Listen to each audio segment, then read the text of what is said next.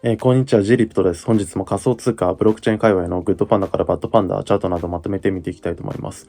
このチャンネルの動画はコインポスターの提供でお送りしております。コインポスターが主催するアジア最大級のブロックチェーン Web3 カンファレンス WebEx が今年も日本で開催されます。開催日は8月28日から29日、東京のザ・プリンスパークター東京で開催されます。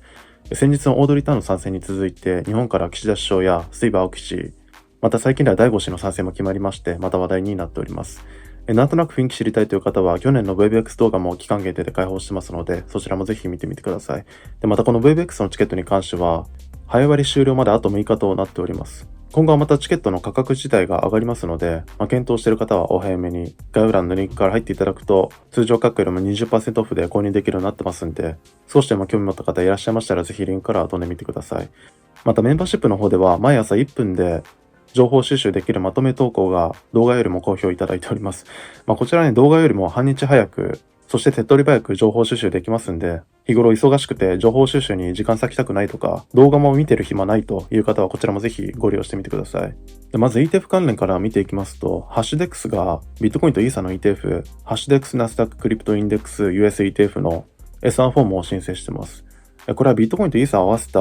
ETF とされてますが、今後は他のアルトなどを追加できる仕様になっているということで、現在注目されています。今まではビットコインはビットコイン、イーサはイーサ、ソラナはソラナと、単独での ETF 申請が話題になってましたけども、これは複合型となってます。アルトにとってはいいファンダになってますね。これまでもカーボンを混ぜた ETF とかもありましたけど、このハッシュデックスナスダッククリプトインデックス US ETF が果たして SEC から承認されるのかも注目ですね。あと、米国のスポットビットコイン ETF のフローは、まだブラックロックが公開されてませんが、全体でマネス 0.21 億ドルを記録してます。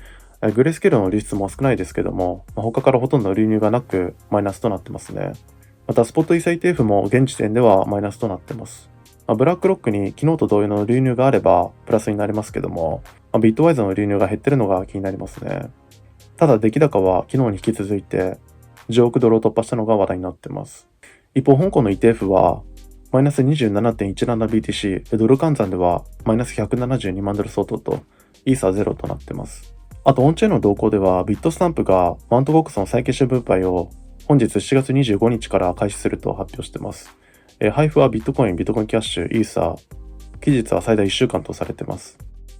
マウントゴックスのアドレスからビットスタンプに送金された額は 2600BTC ほどなんで、ビットコインだけ見たら 1.7 億ドル相当ですね。あと毎回各取引所のマウントゴックス関連の売り圧が警戒されてますけども、先に分配を開始したクラーケンの方では、ビットコインの現物の引き出しが多く見られてまして、1日で 5000BTC 以上の出金が確認されてます。なので、そのマウントゴックスの債権者らが売ってるという線はですね、少なくなったのかもしれませんね。あと他では金と銅の価格比が下落していることも注目されてます。金はリスクオフ資産として見られてますけども、銅は産業、製造と密接に関わっていることから、この価格が下落するとですね、その米国の製造業が弱いと、経済が弱くなっているという一つの指標になっていると。なので、それに関連するリスクオン資産、株式などが弱くなる兆候と見られているんで、現在警戒されているという話ですね。で、仮想通貨もこれまでの動きを見ると、リスクオン資産に分類されることが多いんで、仮想通貨市場も影響があるんじゃないかと見られています。で、このクーパーゴールドレッシオがですね、2020年の最低水準に近づいていることで注目されてるんですが、そのビットコインのチャートだけ見ると、2020年に底値の3000ドルをつけて、翌年の2021年4月には6万ドルになっちゃってますから、長期的に考えたら、逆にプラスファンダなんじゃないかなと、個人的には思っちゃいますね。短期にもトランプなどたくさんファンダありますけど、来年どうなってるのか注目ですね。ビットコインの価格は現在64,200ドルあたりを推移しております。昨日発表された注目指標の方では、米 PMI 製造業が前回予想の 51.6 に対して結果が 49.5 と、米新築住宅販売件数も予想の 65.0 万件に対して結果が 61.7 万件と、予想を下回る結果となったんですが、PMI の非製造業コンポジットは結果が 56.0 と 55.0 と、ともに予想を上回る結果となりまして、2年ぶりの高水準というところがピックアップされてか、結果的に米券には上昇しています。で、また海外メディアが日銀の利上げ予測を報道したことで円高にもなってまして、ドル円は 153.8 円台と落ちてますね。また Google とテスラの決算が悪かったのも話題になってまして、中でもテスラは1日でマイナス 12.3% と急落してます。で、また先ほど取り上げた銅の価格が落ちていることから、半導体の需要懸念で NVIDIA の株も落ちてまして、それらで構成されているナスダックがマイナス 3.6% と急落してます。米国債金利は 4.268 を推移しておりまして、ナスダックが 19,032、S&P500 が5450、ダウ平均が 39,853、金ゴールドが 2,397 ドル、日経平均が 38,100 円、ドル円が 153.1 円となっております。個別株の方では、コインベースが資産の RWA 化を計画しているという報道が出てまして、ブラックロックのビドルの成功を追って計画していると伝えられてますけども、株価は市場全体の下落に合わせて落ちてまして、1日でマイナス 4.8% をつけてます。でまた、ライオットプラットフォームズがブロックマイニングの買収を発表してまして、買収額は9250万ドル。これによってマイニング容量が60メガワット拡張されるとのことです。ただこちらも株価はマイナス 2.3% となってます。でまた、カナコードがアイリスエナジーの目標株価を12ドルから15ドルに引き上げてます。HPC を備えた510メガワットの容量を備えていることから、上場企業としては最大規模のマイニング企業であると再評価しています。ただこちらも株価はマイナス 6.2% と下がっておりますね。あと他ではフォールドが株式公開でナスダック上場を計画していることなども話題になってますね。またデリバティブのオプション市場の方では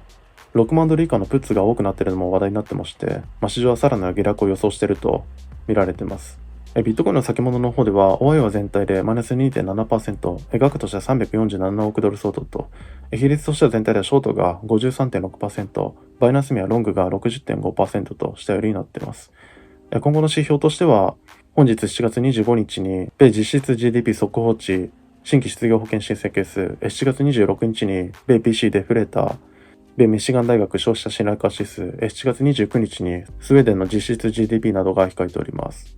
市場全体で見たら、指標結果と金利上昇、また個別株の下落から各指数調整に入ってまして、仮想通貨市場もそれに伴って落ちている状態です。また現物の売り圧懸念と ETF の流入もしぼんでますんで、単独での強さも見られないですね。7月27日のビットコイン2024のトランプの演説がピークと見てたんですけども、その前にしぼんだ形となりました。こうなってくると、ビットコイン2024でのさらなる事実売りで6万2000あたりまで落ちるか、それともサプライズで反発するかというシナリオになりそうですけども、これまで盛り上がってた株式市場が厳しい展開ですし、よほどのサプライズがないと楽観的にはなれなそうですよね。チャートだけ見たら6万6000で再度降りてですね、6万4000の攻防に向かおうとしております。ここを下抜けするとなると、次6万2000で耐えられるかどうか、上は6万6000、6万8000の抵抗を超えられるかが焦点になると思います。今後の市場どこに引き続き注目ですね。あとはイーサーですね。イーテナラブスが RWA プロジェクトに資金提供するというコンテストを開催してるんですけども、そこにまたブラックロックのビドルが参加したのが話題になっています。イーテナが提供する資金は総額 2.8 億ドル、ビドルは3400万ドルを要求しています。先日、エーゲンレイヤーの TBL が減少しているのが話題になってましたけど、イーテナの TBL は底堅く推移してますね。また今回の話題からか、イーテナのトークンは一時的に急騰してます。イーサのステーキングプロトコルからの資金抜けが目立ってましたけど、ここからまた盛り返すのか注目ですね。イーサの価格は現在3170ドル、BTC 建ては 0.0494 と、連日下がり続けてましたけども、ついに 0.05 を割ってます。先物の方ではオーヤ全体でマイナス 4.8%、額としては142億ドル相当、比率としては全体ではショートが 55.6%、バイナスミはロングが 77.5% と下寄りになっています。スポットイーサ ETF の流入によって、短期的にはビットコインよりも伸びしろがあるという見解もありますけど、現状は厳しい展開となってますね。チャートだけ見たらもう3200のコブを割ってまして、BTC 建ても節目の 0.05 となってます。この辺で反発したら強いですけども、ファンダ的には厳しいですよね。ここを大体上に向かうようなら、3550あたりの抵抗を抜けられるかが分岐点になりそうですけど、ここを下抜けするとなると3000とか、もしくは2800コースも見えてきますね。イーサはここから反転できるのかも注目です。あとここからその他の動向になります。フェラーリが米国に続いて欧州でも暗号通貨決済を開始したのが話題になっています。対象は米国ではビットコイン、イーサ、USDC とされてたんで、今回も使用のみとなりそうですね。フェラーリはですね、欧州市場への参入は顧客のニーズに対応できるようにするためのものであると米国での成功例に続くものだと声明を出しています。海外でも話題になってますけども、現代ではですね、その決済の拡大で市場に影響を与えることが少なくなってきてますよね。このフェラーリの動きから他大手が続くのか注目ですね。あと、ここからアルト関連になります。今回はソラナ系の話題が多いですね。まず、クロスチェーンブリッジのデブリッジがガバナンストークン DBR の発行を発表しています。スナップショットは7月23日に実行済み、ソラナチェーン上で来月中に発行予定となっています。またこちらもソラナのアグリデックスが初の RWA 取引を実行してまして、200本以上のオリーブオイルのボトルと多数のワインケースを南アフリカからロンドンまで輸送するのに使用されたと。通常取引に数日多額の手数料がかかると言われている国際間の取引もですね、今回の取引では数秒で手数料も$6程度で済んだということで、取引を行ったオルデンバーグはですね、今後もパートナーシップを継続したいと取引継続を示唆しています。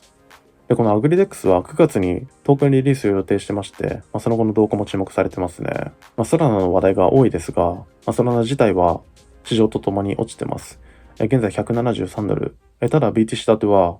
プラス 3.5% と時価差が5位ですね。ソラナ ETF 申請からあんまり取り上げられなくなりましたけど、内部のエコシステム、ミームも順調になってます。